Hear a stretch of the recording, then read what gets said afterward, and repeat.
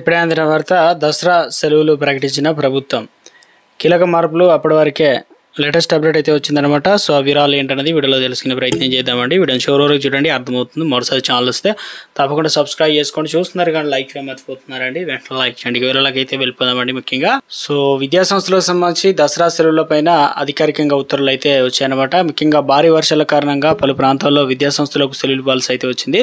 దీంతో దసరా సెలవుల విషయంలో కొంత అస్పష్టత అయితే లోపించింది. ఎందుకంటే సిలబస్ పూర్తి చేయడానికి సెలవులు కుదింపైన స్కూళ్ళల్లో చర్చ అయితే జరిగింది. దీంతో సెలవుల్లో సొంత ప్రాంతాలకు వెళ్లేవారు కూడా ఆలోచనలు పడ్డారనమాట.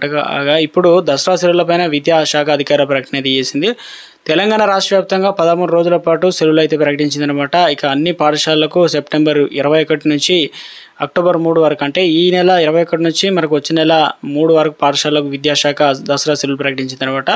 సెలవుల అనంతరం విద్యార్థులకు అక్టోబర్ 24 నుంచి 31 వరకు సమ్మేటివ్ అసెస్మెంట్ SA1 పరీక్షలు అయితే రాయాల్సి అయితే ఉంటుందన్నమాట. సో దాని తర్వాత పరీక్షల ఫలితాల మూల్యాంకనం అనంతరం SA1 ఫలితాలు నవంబర్ 6న ప్రకటిస్తారనమాట. SA1 పూర్తయిన తర్వాత నవంబర్ నెలలో బోధన తప్పించి పరీక్షలు ఉండవు. ఇక అదేవిధంగా ప్రభుత్వ, ప్రైవేటు, ఎయిడెడ్ జూనియర్ కాలేజీలకు సంబంధించి సెప్టెంబర్ 25 నుంచి అదే అక్టోబరు అంటే 5 వరకు కూడా దసరా సెలవులు ఉన్నాయి. ఇక అదేవిధంగా అక్టోబర్ ఉన్న సెలవులు సైతం ఈసారి దసరా సెలవులోకి వెళ్ళిపోతాయి అనమాట.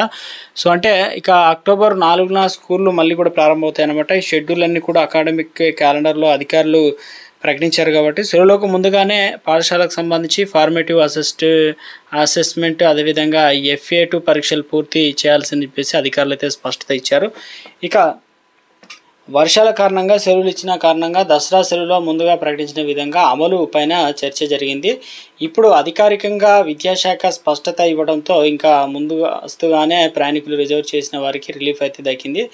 దసరా బతుకమ్మ వేడుకల వేళ రైల్వే ఆర్టీసీ అదనపు సర్వీసులు ఏర్పాటు చేసింది. ఇప్పటికే రెగ్యులర్ ట్రైన్స్లో రిజర్వేషన్లు నిండుకున్నాయన్నమాట. ఈ రోజు నుంచి వరుసగా 3 రోజులు సెలవులు అయితే కొనసాగుతున్నాయి. రేపు గణేష్ నిమజ్జనం కారణంగా ఉమ్మడి హైదరాబాద్, రంగారెడ్డి జిల్లాల్లో కూడా అధికారికంగా ప్రకటించారు.